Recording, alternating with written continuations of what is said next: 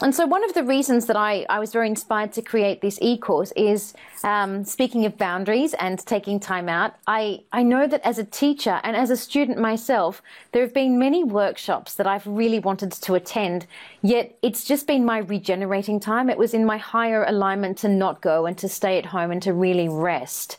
And I wanted to give people access to yoga and meditation and reflection and information without them necessarily needing to go to a yoga studio or a workshop or even a retreat. And I felt quite passionate about that because our home is our sanctuary. And sometimes when we're busy, and I don't usually like using that word, but when we are busy, we only have 15 or 20 minutes or maximum half an hour. And sometimes it takes us that amount of time to get to the yoga studio and park. Yes. So cultivating a daily practice, and again, not being so tunnel visioned about what it is really important to me, especially when it can change according to what you need at a certain time. What's your daily practice for you right now? Well, you know what? I'm so glad that you have phrased that question in that way, because people, this is not the first time that I've been asked that question. I can only imagine. And or people will say, what is your X routine, your self-care routine? And people are often, a little bit shocked or whatever when I say I really don't like that word. I really don't like that word routine. I travel a lot for work, and I know that there are certain practices that you can take with you. Every day is very different for me. And I will admit, Patty, that I have great admiration for those people who get up and start their day and or finish their day in the same way every day. It's not me. Yeah. And it never, ever has been. And so for me, my practice, honestly, is about just intuitively asking myself, or sometimes not even asking, but just doing and being whatever I need on any given day. Yes. And so that can include a lot of different things, everything from reading to quiet time to meditation to some time at the local pool, time with my cats. You mentioned at the start, 2 pets, very de-stressing, all of those sorts of things. Really, I focus, oh, look, gorgeous.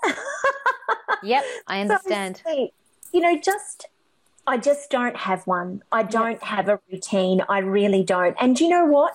That probably means that I am not as centered and calm and balanced as some people. But I am okay with that. I think a few years ago I might not have been. Because I thought, I've got to get this morning routine happening. I've got to get, that I actually felt more stressed trying to do that than I did just kind of going with the flow with myself. Yeah. And so I really feel as though that works much better for me. And, I think, as we were talking about before, is very connected to that third eye of, intuition is like, just what do I need right now? What is calling me? What is important?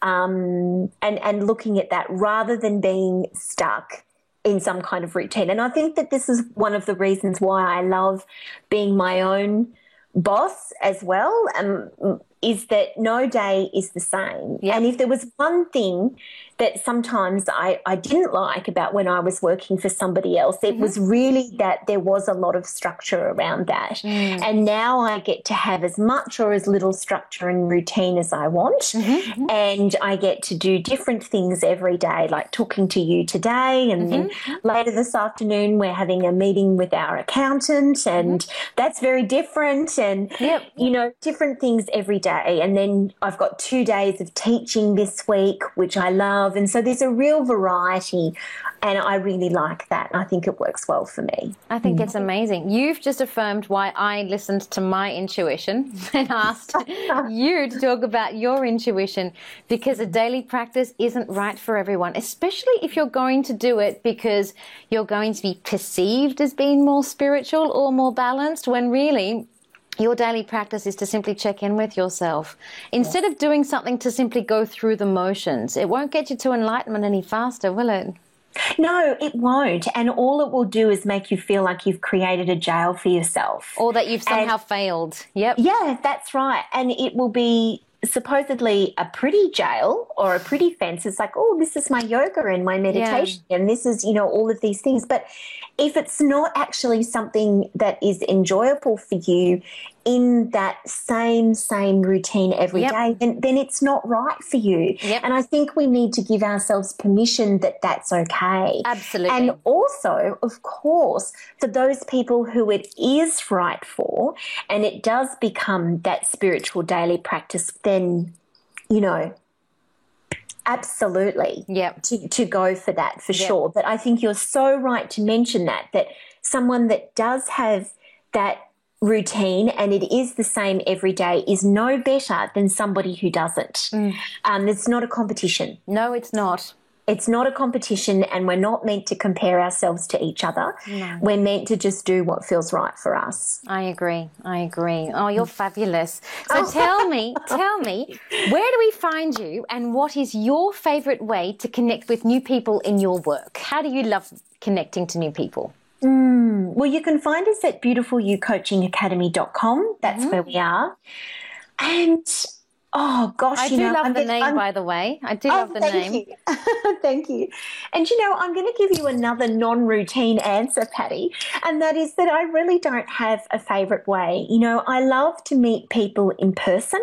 I do a lot of speaking, and so I love connecting with people and meeting them in that context. But we also have a magazine that the Academy produces, and I absolutely love it when people write in and email us and say, I'd like to write for you. And then that allows me and my team to get to know them a little bit better. And there are so many wonderful coaches and entrepreneurs doing amazing work. And so I've been introduced to many new people in that way, which I love.